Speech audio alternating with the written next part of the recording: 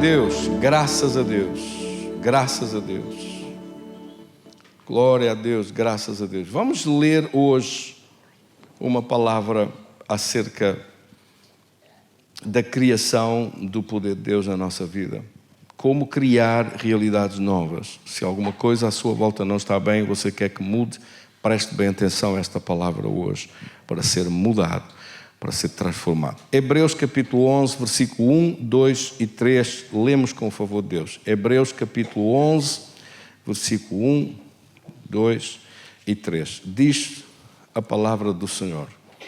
Ora, a fé é a certeza das coisas que se esperam,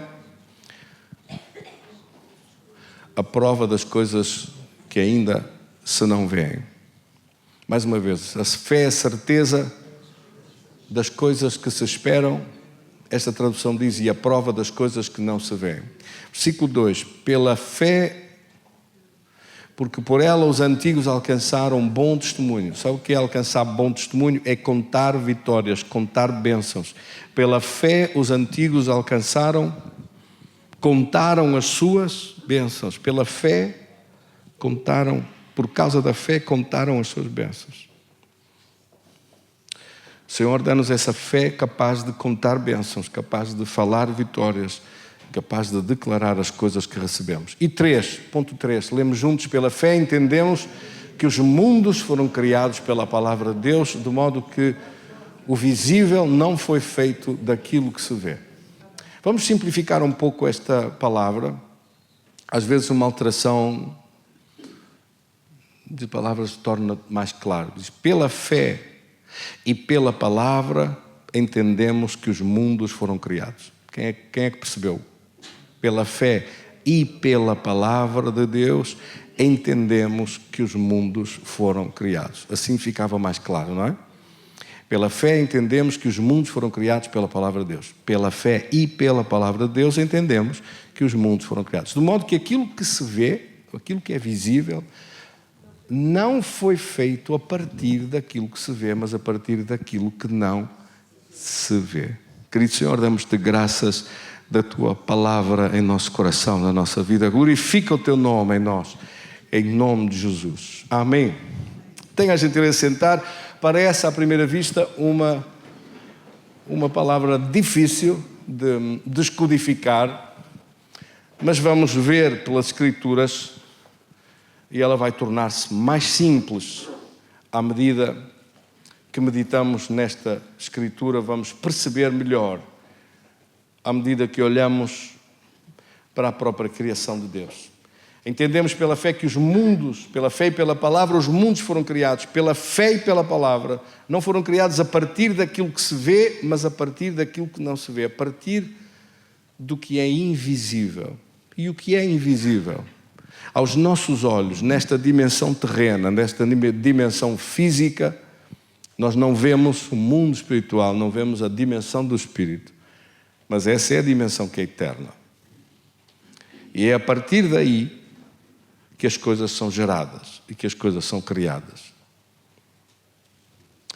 Ou seja, as realidades que se vivem são geradas, são criadas a partir do que não se vê. Então são criadas e geradas a partir de quê? Que coisas é que não se veem? Os seus pensamentos não se veem. Os seus sentimentos não se veem. O que você tem dentro do seu coração não se vê. Só você que sabe o que está aí dentro. Só você que sabe como é que está por dentro. Só você que sabe o que tem dentro de si. Os sonhos que estão dentro de si. Os planos e projetos que estão dentro de si. Ou se dentro de si estão coisas positivas ou negativas. O que é que está dentro de si? Quer dizer que é a partir do interior, a partir de dentro, que as coisas são geradas e que as coisas são criadas. Vamos ver o livro da criação. Vamos tomar o exemplo da própria palavra de Deus para seguir por aí, já aqui o livro de Hebreus no capítulo 11, chamado o capítulo da fé, está a explicar sobre este tema e remete-nos para Gênesis no capítulo 1. E diz a Escritura em Gênesis no capítulo 1, no princípio criou Deus os céus e a terra, e a terra era sem forma e vazia, havia trevas sobre a face do abismo e o Espírito de Deus pairava sobre a superfície das águas. Versículo 3, lemos juntos. E disse Deus: haja luz, e houve luz.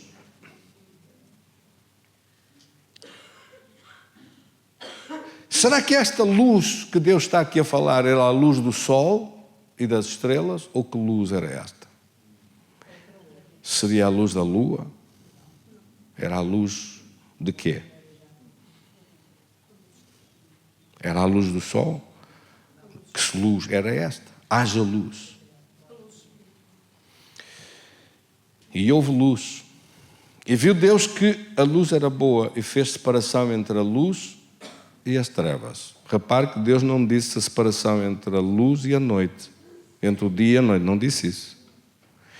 De facto, quando Deus fala de separar o dia e a noite, só vai falar sobre isso no versículo 16, 17 e 18. Vamos lá ver. Versículo 16, 17 e 18 diz assim: e fez Deus os dois grandes luzeiros, ou luminares, o maior para governar o dia, para iluminar o dia, e o menor para governar a noite. E fez também as estrelas, e os colocou no firmamento dos céus para iluminarem a terra, para governarem o dia e a noite, e fazerem separação entre a luz e as trevas. E viu Deus que isso era bom o dia. Então, quando Deus diz aqui atrás, haja luz, não se refere ao sol, nem se refere às estrelas, nem se refere à luz reflexa da lua. Refere-se a que tipo de luz? Também para que perceba melhor sobre este tema, eu gostava que entendesse bem que, como se fosse um grande pintor, Deus coloca primeiro a sua tela e depois, dentro dessa tela, Ele vai e começa a colocar a pouco e pouco, a preencher aquela tela com a pintura de um quadro, que é este planeta tão bonito onde nós estamos e o seu enquadramento no sistema solar, no sistema planetário em que nós estamos, e Deus coloca tudo, cada coisa no seu lugar, vai criando, mas nessa primeira tela, a primeira coisa que Ele coloca lá é luz. E essa luz não é luz solar, não é luz de estrelas, não é luz do dia, é uma luz da sua própria glória, da sua própria presença, da sua própria majestade. Essa luz que Ele coloca como fundamento da criação, isso que Ele coloca, que opõe às trevas, que opõe à inexistência de Deus, é dele próprio que Ele cria tudo. O texto que fala sobre isso, há outro texto nas Escrituras, por vezes costuma dizer-se que os extremos se tocam, e se nós nos dirigirmos para o livro do Apocalipse, nós encontramos referência em Apocalipse no capítulo 21, no versículo 23 e 24, à cidade celestial, ao próprio lugar da habitação de Deus, da presença de Deus, onde também refere que nessa cidade celestial, habitação do próprio Deus, morada por excelência deste Deus extraordinário, Criador de tudo, a cidade não precisa da luz do sol, ela está iluminada pela própria luz de Deus, que brilha mais do que não sei quantas vezes era preciso o sol para brilhar, para se equiparar a essa luz de Deus, e não era capaz. A luz da própria glória de Deus. Ora, leia este texto comigo. A cidade não necessita do sol nem da lua para que nela resplandeçam, porém a glória de Deus a tem alumiado e o Cordeiro é sua lâmpada. Veja bem este texto extraordinário. No versículo 24 diz: as nações andarão à sua luz e os reis da terra trarão para ela a sua glória. Não está a falar da luz do sol, não está a falar do dia tal e como nós o conhecemos, está a falar da própria majestade, da glória de Deus, da luz que vem de Deus, que irradia da própria presença de Deus. Esta luz por oposição a trevas, por oposição a tudo o que tem a ver com aquilo que é caos ou inexistência ou ausência de ordem ou ausência da beleza de Deus, da grandeza, da perfeição de Deus. Lembre-se que quando nós estamos a tratar sobre este tema e sobre este texto de Deus, quer em Gênesis, quer em Apocalipse, nós estamos a falar sobre princípios daquele que é absoluto, absolutamente belo, absolutamente da beleza em absoluto, da perfeição em absoluto, da justiça em absoluto, da irrepreensibilidade da presença de Deus em absoluto. Não há nada imperfeito na sua presença, não há nada injusto na sua presença, não há nada que não seja absolutamente, arrebatadoramente belo e perfeito. É nesse lugar dessa glória que você e eu fomos criados para viver. Oh, glória a Deus. Por isso às vezes nós revoltamos com isto aqui, porque isto aqui de facto é tão curto, é tão pequeno, é tão pouco comparado com a glória que nos aguarda. Amém, irmãos? Assim que, posto isto, nós avançamos um pouco mais para perceber como Deus criou. Como é que Deus fez? Haja luz e houve luz. A seguir, como nós fomos criados e como o resto da criação começa a ser feito. É muito interessante. Vamos voltar para Gênesis no capítulo 1 para continuar a ver sobre a criação de Deus e para perceber que em Efésios, no capítulo 5 e versículo 1, a Bíblia diz que nós somos imitadores de Deus. Sendo imitadores de Deus, temos que dar atenção, ser depois imitadores de Deus como filhos amados. Temos que dar muita atenção a este texto, porque para ser imitadores de Deus, tem que ter um significado extraordinário isto, de ser imitadores de Deus, fazer como Deus faz. Fazer do mesmo modo que Deus faz. Como fomos então criados? A Bíblia diz no quinto dia, no versículo 20, leia comigo por favor, Gênesis capítulo 1, versículo 20. Disse também Deus, povoem-se as águas em chamas de seres viventes, as águas, os mares, os rios. Povoem-se, encham-se os mares e os rios de enxames de seres viventes, os lagos, tudo o que é o mundo aquático. Deus falou para as águas, Deus falou para as águas dos mares, Deus falou para as águas dos lagos e dos rios, para que se enchessem de criaturas e de seres viventes. E você sabe que são os peixes e tudo que habita nos mares e nas águas. E depois para os ares, Deus disse para que se enchessem de aves que voassem sobre a terra e sobre o firmamento dos céus. Versículo 21 diz, criou, pois, Deus os grandes animais marinhos e todos os seres viventes que rastejam, os quais povoaram as águas segundo as suas espécies e todas as aves segundo as suas espécies. E viu Deus que isso era bom. E Deus os abençoou, dizendo, sede fecundos, multiplicai-vos, enchei as águas dos mares e na terra e multipliquem-se as aves. E houve a tarde e a manhã do quinto dia, disse também Deus, produza a terra seres viventes. Então Deus falou agora para a terra. Ou seja, Deus falou para os mares, Deus falou para os ares, Deus falou para a terra. Veja o que ele disse agora, versículo 22, multiplicai-vos, versículo 24, perdão, versículo 24, sim. Produzem a terra seres viventes, conforme a sua espécie, animais domésticos, répteis, animais selvagens, segundo a sua espécie. Assim se fez. E fez Deus os animais selvagens segundo a sua espécie, os animais domésticos conforme a sua espécie, e todos os répteis da terra conforme a sua espécie. E viu Deus que isso era bom. Então nós vemos aqui desde estes versículos todos, Deus fala para as águas, Deus fala para os mares.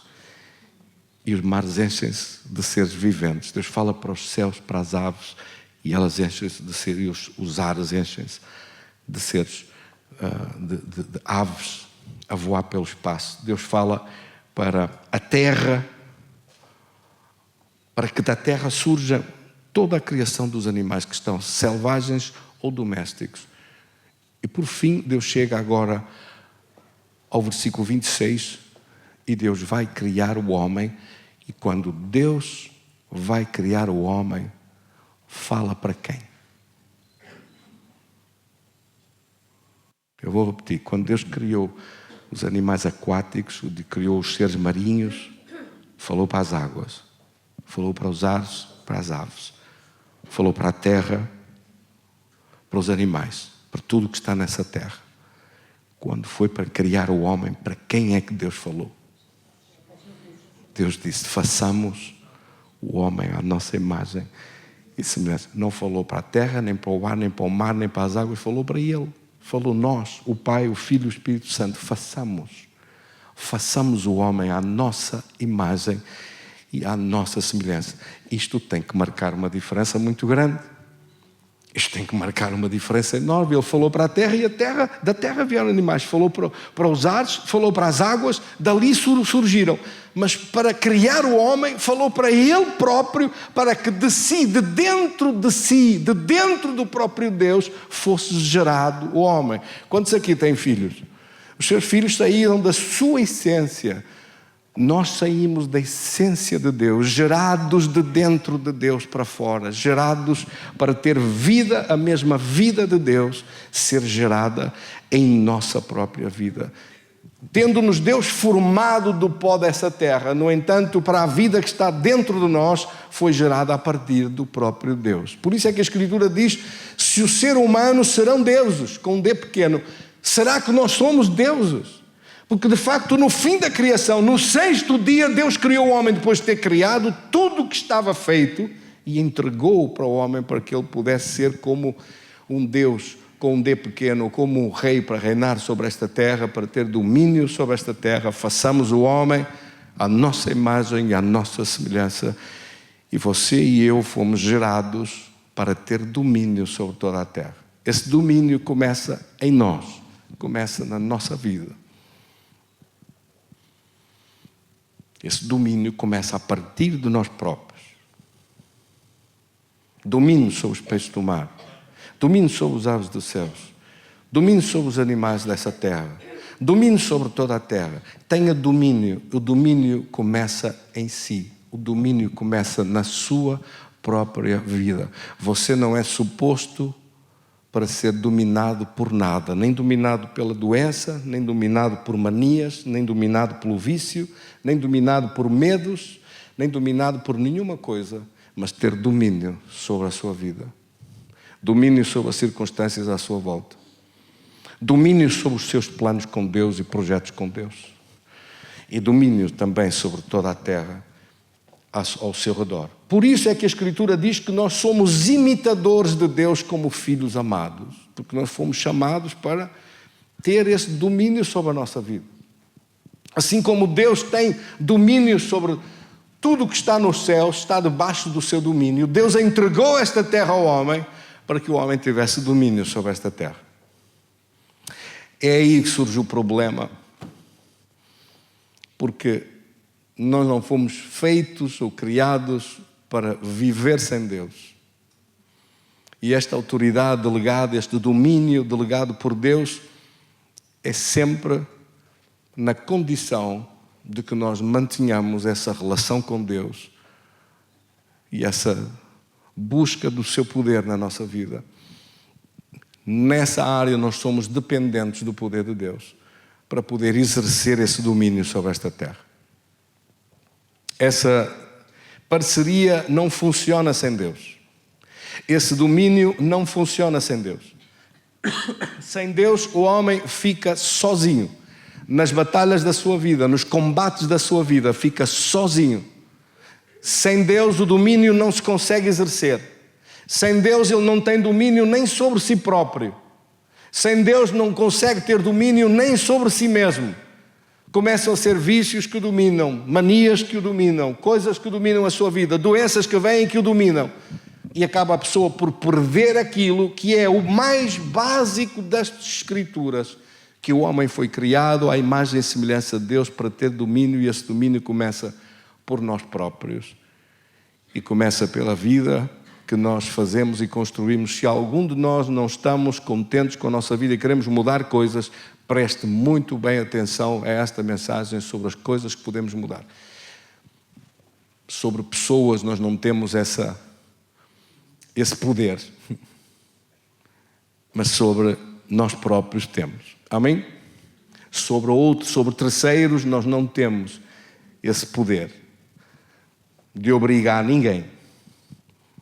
Todo ser humano é criado livre à imagem e semelhança de Deus e tem livre-arbítrio. Assim que você não pode obrigar ninguém a fazer aquilo que você quer, pela força, pela imposição de nada. Isso não é possível num relacionamento saudável e normal e básico de respeito mútuo.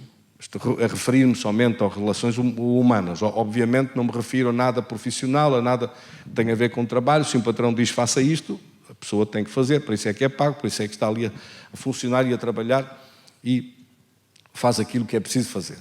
Mas não me refiro a isso, refiro-me às relações humanas, refiro-me àquilo que sejam qualquer tipo de imposição sobre a vida de outro, refiro-me às imposições mesmo a nível de nações, a nível político, a nível das pessoas e da vida das pessoas. Ninguém tem autoridade ou poder para impor sobre outros, seja minorias, seja maioria, seja o que for, ninguém tem o direito de impor em exclusivo e absoluto, de transformar a pessoa segundo aquilo que os outros pensem, da forma como queiram impor ou pensar um esquema de vida ou de sociedade. A isso chamam-se, normalmente referimos a isso como as ditaduras das nações ou as imposições e a escravidão que existe em tantos lugares no mundo através da imposição da vida de uns sobre a vida de outros. Todos nós fomos criados à imagem e semelhança de Deus, livres. Amém? Para pensar por nós próprios, para decidir por si próprio, nem Deus. Há um lugar onde Deus não entra. A Bíblia diz que Deus está em toda a parte, mas há um único lugar onde Deus não entra. Sabe qual é? É o lugar do profundo da sua consciência. Deus deixa-o livre para você decidir o que quer fazer com a sua vida. Deus não entra nesse lugar. Esse lugar mais recôndito, mais íntimo, mais profundo da sua vida, da sua existência, Deus não entra, respeita, fica à porta e bate. À porta do seu coração e bate. Será que me vai deixar entrar? E a Escritura diz em Apocalipse 3:20, se ouvir a minha voz e abrir a porta, eu entrarei em sua casa, entrarei em sua vida. Deus respeita tanto a liberdade humana que Deus não força a sua entrada na vida de ninguém. Se a pessoa não abrir a porta por dentro, Deus não entra. Se não abrir o seu coração, Deus não entra. Se não abrir a sua vida, Deus não entra. Sabe, dos maiores segredos da nossa vida todos os dias em oração é pedir que Deus tome, que Deus entre, que Deus faça, que Deus dirija. Cada dia, todos os dias, que Deus conduza a nossa vida para a frente com a sabedoria e o poder dEle. Amém? Assim que nós somos imitadores de Deus, em que sentido? Também neste sentido. Que o mundo que você vê criado aí à volta, este planeta tão lindo que Deus criou, onde colocou o homem, antes de estar criado e aparecer cá fora, ele estava em algum sítio. Onde estava esta criação antes de aparecer cá fora? Toda a criação que você vê, tudo o que está criado, todo este projeto que Deus apresentou, feito ao homem, porque o homem só foi criado no sexto dia, todos os outros dias Deus fez e Deus criou toda esta beleza.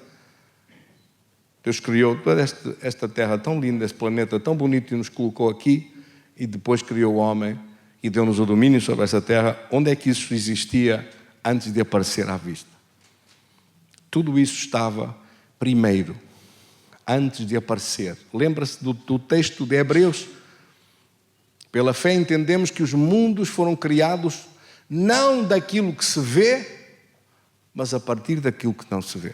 Então foram criados a partir de onde? Foram criados a partir do projeto de Deus, a partir do coração de Deus, a partir do íntimo de Deus. Deus tirou isto tudo de dentro dele próprio e criou estas coisas todas que você vê, e criou-as pela fé. Hebreus 11:3, pela fé e pela palavra os mundos foram criados.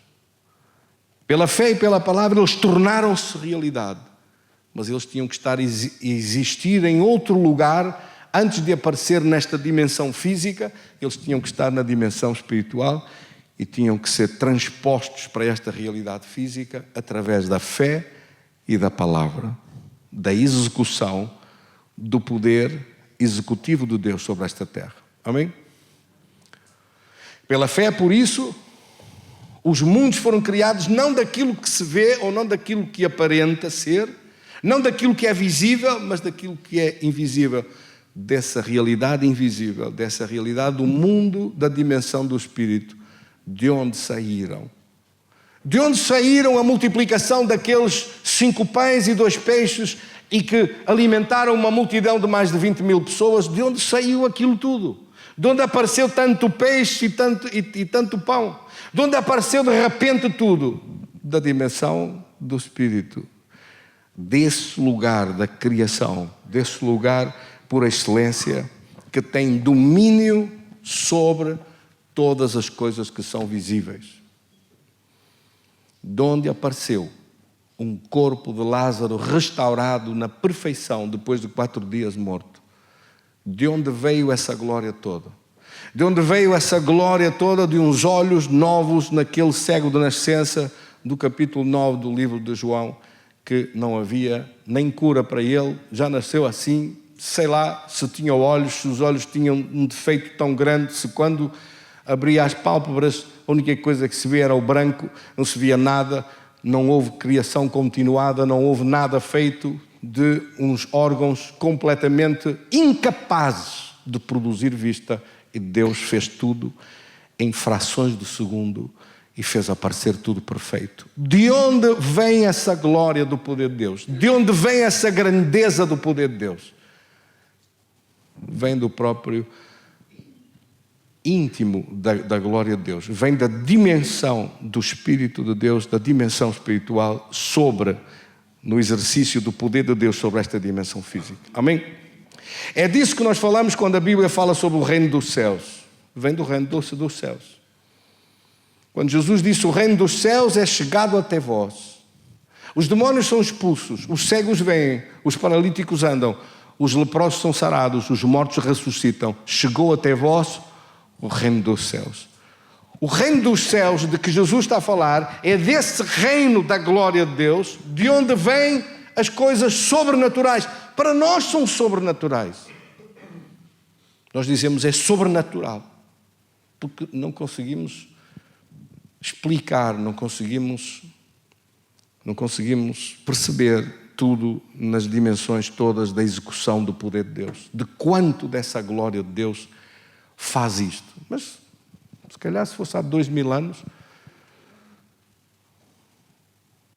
se pudéssemos recuar no tempo e sentar aqui algumas pessoas no nosso meio de 2000 anos antes e lhe mostrássemos estas lâmpadas e estas luzes, e eles diziam, milagre! Alguém tocou e acenderam-se as luzes. Milagres, foi sobrenatural. E nós sabemos que não foi sobrenatural coisa nenhuma. Depois do conhecimento, depois da aplicação, do uso da eletricidade, todas estas coisas são mais que naturais e funcionam sempre. Sim ou não? Cada vez que você liga o interruptor, funciona sempre. Que coisas é que nós não sabemos da dimensão espiritual? Que coisas é que nós não sabemos dessa glória de Deus para meter tudo dentro de um grande saco que chamamos o sobrenatural, porque nós não conseguimos explicá-lo, não conseguimos entendê-lo e conseguimos recebê-lo apenas pela fé. A única coisa que Deus exige que você creia é nele, que tenha fé nele, e o resto ele faz. Glória a Deus. A única coisa que Deus exige é que você tenha fé quando carrega no interruptor. O resto ele faz. Carregamos no interruptor e o milagre vem. Carregamos nesse interruptor da nossa fé e o milagre manifesta-se. Pela fé entendemos que os mundos foram criados pela fé e pela palavra. Assim que nós também somos imitadores de Deus, falamos o resto. Quem faz as lâmpadas, quem faz aparecer tudo, quem faz realizar os impossíveis, quem faz acontecer os milagres, isso é Deus mesmo que faz. Amém? Nós temos que saber que é pela fé e pela palavra, uma fé que sai do nosso coração, que sai de dentro de nós. Por isso é que a Bíblia nos avisa para nós termos tanto cuidado com as coisas que estão dentro dos nossos corações. Amém, irmãos? Em Provérbios, no capítulo 4, no versículo 20 a 24, vamos ler os versículos 20, 21, 22, 23 e 24. E vamos ver sobre isto, como tão importante é a declaração de Deus acerca do nosso coração. Provérbios capítulo 20, peço desculpa, Provérbios capítulo 4, eu troquei os versículos pelo capítulo, enfim, glória a Deus.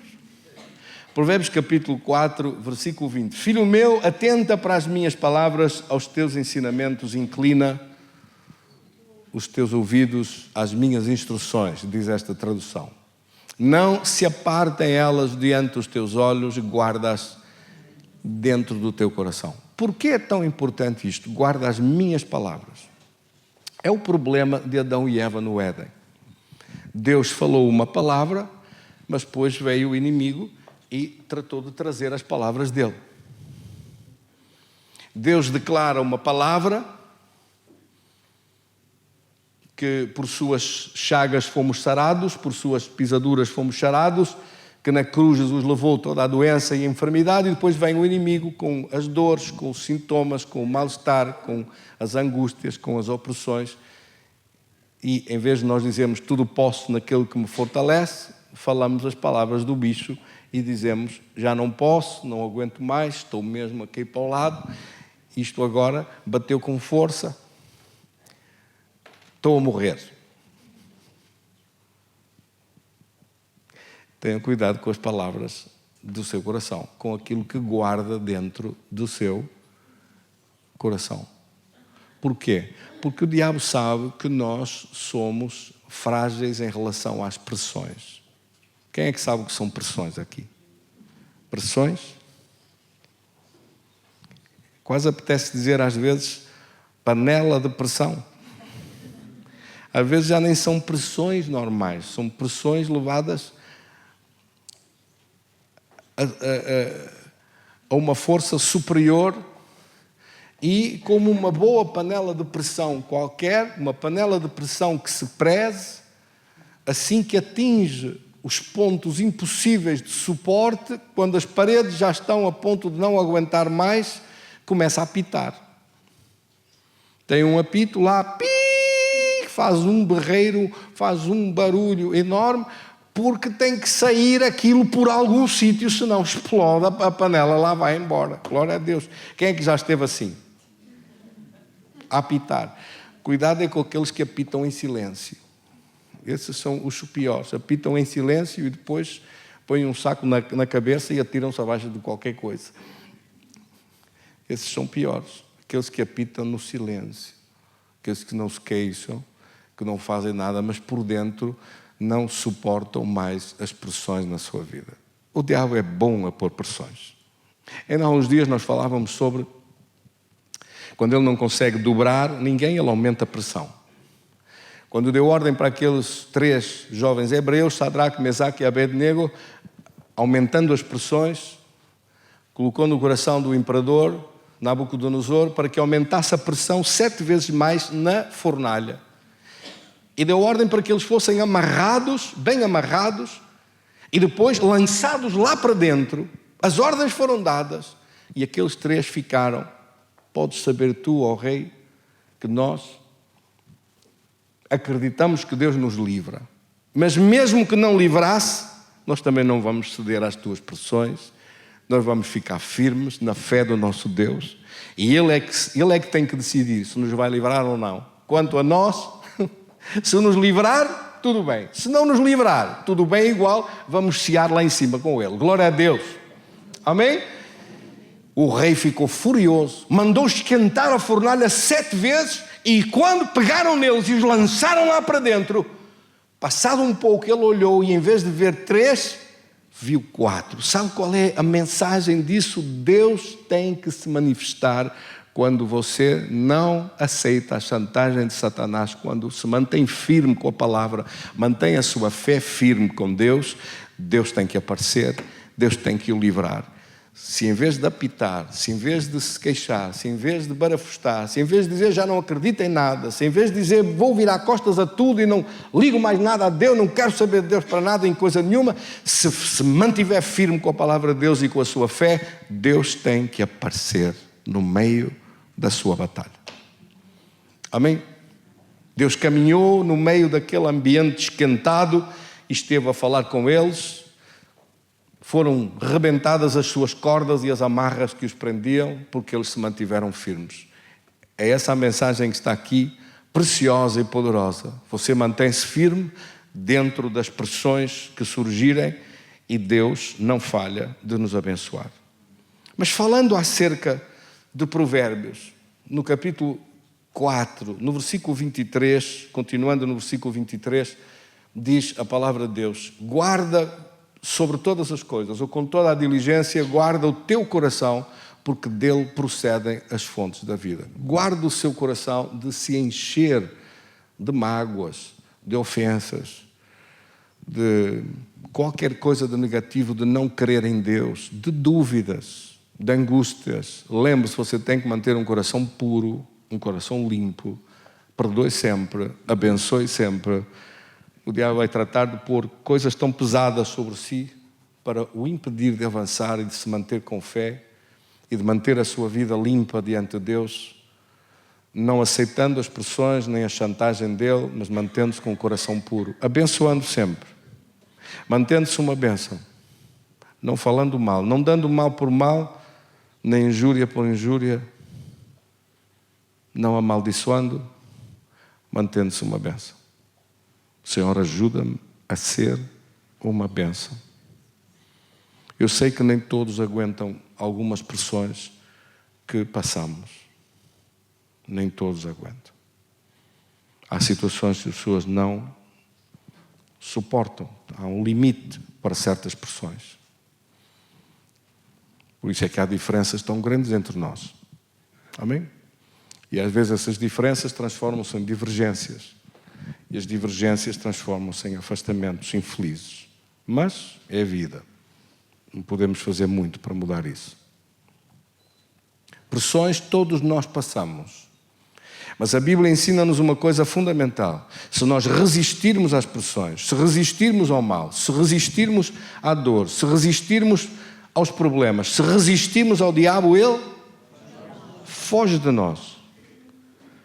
Porque o primeiro domínio, lembre-se, o primeiro domínio é sobre nós próprios, é sobre si próprio, é sobre a sua própria vida, é sobre os seus pensamentos, é sobre as suas emoções, é sobre o seu coração. Se você não tem domínio sobre o seu coração, se não tem domínio sobre o seu temperamento, se não tem domínio sobre si próprio, se não tem domínio sobre si, como é que vai ter domínio sobre as coisas à sua volta?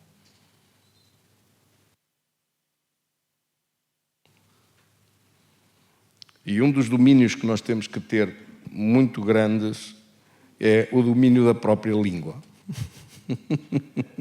E eu não estou a falar de português, nem de francês, nem de inglês, nem de chinês. Estou a falar da língua membro. A língua membro aqui entre os nossos membros, que a Bíblia diz em Tiago, no capítulo 3, que a língua se gaba, sendo um dos mais pequenos, de ser um dos mais perigosos.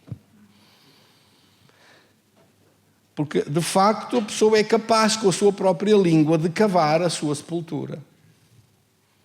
Com a sua própria língua é capaz de declarar a sua própria derrota. É capaz de falar ao contrário daquilo que está escrito. E o que está escrito é que se Deus é por nós, quem será contra nós? Fala o que está escrito. Diante das pressões, o diabo vem com as pressões para que você fale ao contrário daquilo que está escrito. A doença vem para você falar ao contrário daquilo que está escrito. As pressões vêm para você falar ao contrário daquilo que está escrito. E o que está escrito é quer no entrar, quer no sair, quer em tudo que você põe as suas mãos, Deus prospera e faz avançar. Não fale o contrário disso. Declare que Deus coloca uma mesa com abundância na presença da adversidade e essa vitória tem que aparecer nas suas mãos. Declare que o Senhor refrigera a sua alma, mesmo no meio de lugares esquentados, mesmo no meio de fornalhas, Porque a fornalha não foi feita para outra coisa a não ser para tentar dobrar o ferro, dobrar-o a si, derrotá-lo na sua firmeza, na sua vontade. O diabo não consegue dobrar, então ele trata de ver se esquentando mais as coisas à volta, através da aflição, através de problemas, através de pressões, através de pressões, de pressão. Alguém sabe o que é pressão? Sim ou não? Para ver se você fala ao contrário daquilo que está escrito. Mas você pode dizer isso hoje. Tudo posso naquele que me fortalece. E pode declarar hoje, maior é aquele que está em nós do que aquele que está contra nós. E pode declarar hoje que o Senhor nos conduz em triunfo e sempre nos faz triunfar. E pode declarar hoje que é mais que vencedor, que vencedora em Cristo Jesus por aquele que nos amou. Ao declarar a palavra de Deus e ao deixar que essa palavra fique dentro do seu coração, como esta palavra de Provérbios diz, deixando que dentro do seu coração se encha da palavra de Deus, a sua boca vai falar daquilo que o coração está cheio. Se estiver cheio de mágoas, vai falar mágoas e vai criar um ambiente magoado à sua volta. Se estiver cheio de fé, vai falar fé. Se estiver cheio de poder, vai falar poder. Se estiver cheio de confiança em Deus, vai falar essa confiança em Deus e vai ver os frutos dessa manifestação do poder de Deus acontecer na sua vida. Por isso, o que tiver dentro do coração tem que estar inspecionado à lupa. Como é que está o meu coração? Como é que eu estou por dentro? E se não tiver ninguém para lhe dizer isso, vem a mim e diz assim: ó doutor pastor, como é que eu estou por dentro? Como é que está o meu coração? E o seu coração precisa de tratamento. Precisa de ser renovado. E se um dia for ao contrário, for eu a dizer assim: olhe para mim, inspecione-me e diga-me como é que está o meu coração. Não me julgue por isso, porque até as maiores pessoas das Escrituras que você encontra, Paulo pediu para orarem por ele. Até Jesus em Getsemane pediu para os discípulos orarem com ele. Orem comigo. Nem uma hora pudestes orar comigo. E eles não oraram, roncaram alegremente toda a noite. E quando chegaram de manhã, no meio de Getsemane, e as pressões para os levar, fugiram uns para cada lado, não estavam preparados minimamente. Ora, nós devemos estar preparados no meio dos testes, das provas, das batalhas, e devemos ser imitadores de Deus como filhos amados. Não há ninguém que se pareça com Jesus no meio daquele Getsemane, no meio das pressões.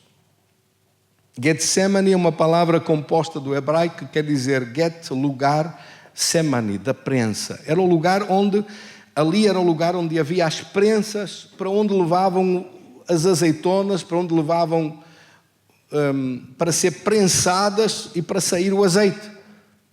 As azeitonas eram levadas para lá. O Getsemane significa isso, o lugar da prensa, o lugar onde Jesus foi prensado. E quando Jesus foi prensado nesse lugar, a única coisa que saiu foi bondade, foi fé, foi amor, foi perdão para os outros, foi tolerância, foi revelação, foi poder, uma demonstração majestosa da glória de Deus. Quando vêm pressões sobre a nossa vida e quando nós sabemos que temos que ter domínio sobre nós próprios, o que é que sai de nós no meio das pressões? Quanta bondade sai? Quanto amor sai? Sai azeite ou sai óleo de fígado de bacalhau? O que é que sai? Sai perfume? Ou sai tudo esborrachado com maus aromas? O que é que sai? Deus tem a misericórdia de nós. Porque quando a Bíblia diz que nós somos imitadores de Deus como filhos amados, está a falar sobre o nosso íntimo, o nosso interior, de onde sai a palavra de Deus, de onde sai o domínio da palavra e do poder de Deus na nossa vida, porque se o diabo não consegue parar ninguém, e se faz tudo para que você pare e não consegue parar, ele vai tentar através dos testes, das provas, das pressões, a ver se você vai para trás. O nosso caminho é para a frente, em nome de Jesus. Lembre-se que o que está dentro do seu coração, aquilo que Deus colocou dentro de si, aquilo que Deus colocou dentro de si da vitória, da bênção de Deus e do poder de Deus, isso é o que você semeia, e aquilo que cada um semear, ceifará. Amém? Semeie bênção, mantenha-se a ser uma bênção, mesmo no meio da tempestade. Mantenha-se a ser uma bênção, mesmo no meio de gente que amaldiçoa. Mantenha-se a ser uma bênção nas mãos de Deus. Lance o seu pão sobre as águas e depois de algum tempo receberá essa bênção de volta. Amém? Quantos recebem esta palavra hoje? Mantenha-se firme, mantenha-se firme, mantenha-se firme, mantenha-se firme, mantenha-se firme. Em nome de Jesus. Quantos se mantêm firmes aqui? Tenha a gentileza de ficar de pé, vamos agradecer. Querido Senhor, damos-te graças da tua palavra hoje ao nosso coração. Damos-te graças da tua promessa em nossa vida. Damos-te graças em nome de Jesus de poder exercer este domínio mesmo em tempos de provas, em tempos de testes, em tempos difíceis, mesmo em tempos em que o inimigo faz esquentar a fornalha 7 vezes mais. Tu prometeste na tua palavra que vens passear connosco no meio do fogo. Senhor, damos-te graças que quando está escrito, quando passares pelo fogo não te queimarás, passando pelas águas não te afundarás. O Senhor é aquele que sustenta a nossa vida e nos guarda em seu poder e vitória. Eu oro hoje em nome de Jesus de ver esses resultados da bênção de Deus e resultados do poder de Deus a manifestarem-se sobre a igreja, sobre cada um dos meus irmãos e irmãs em Cristo, sobre cada necessidade que existe, sobre cada problema que existe. Diga isso comigo: entrego hoje nas tuas mãos, em nome de Jesus. Entrego cada necessidade da minha vida, cada problema que enfrento. Declaro em nome de Jesus que tu és a minha força, que sou mais que vencedor em Cristo, que tu estás conosco todos os dias até a consumação dos séculos, que não há nada que esse inimigo possa fazer, porque muito maior é o poder de Deus que opera vida com abundância. E declaro a minha fé em ti, a minha confiança no teu poder, em nome do Pai, do Filho e do Espírito Santo. Amém. Graças a Deus. Damos um aplauso para Jesus.